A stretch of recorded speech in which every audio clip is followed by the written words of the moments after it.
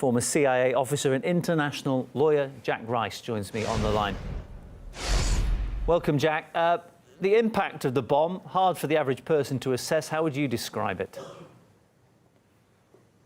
It's dramatic. It's massive. If we contemplate what this is non-nuclear, 11,000 pounds of explosives. The idea that you're going to have one single bomb hit that is that large is catastrophic in its impact.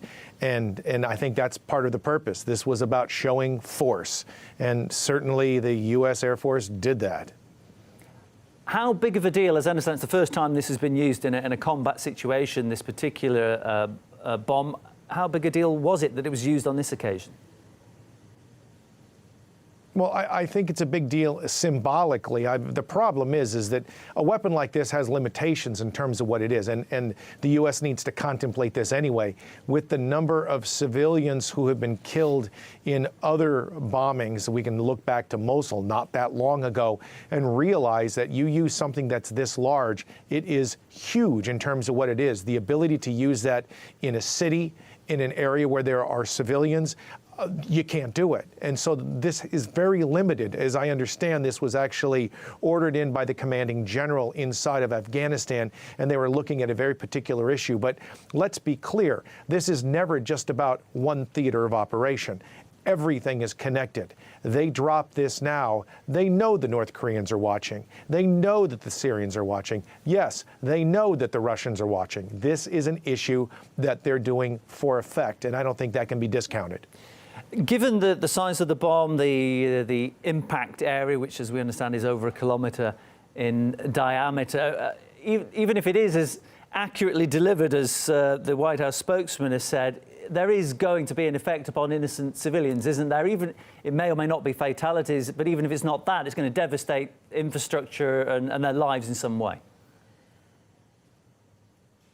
Well, no question about that. I mean, again, where this was in the mountains in the eastern part of Afghanistan, near Pakistan.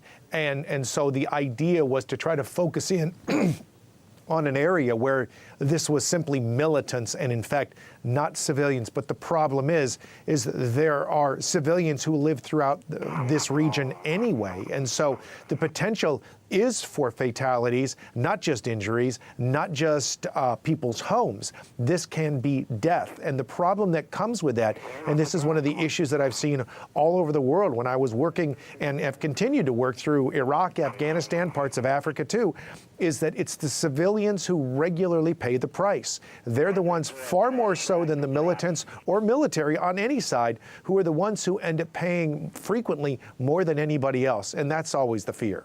And Jack, this I find particularly fascinating twist to this story, which is that the bomb, it said, was used to target tunnels underground. Edward Snowden has tweeted, and he's linked to a New York Times article from 2005 that says that these tunnels were part of a CIA-financed complex built for the Mujahideen, basically that they're US-built tunnels. Have you got any comment on that? You know, it is fascinating, and it's actually hard to say because there are lots and lots of tunnels in that region. Some of them go back millennia. And so where there's some that may have been financed by the agency, my former employer, I think it may be possible under those circumstances.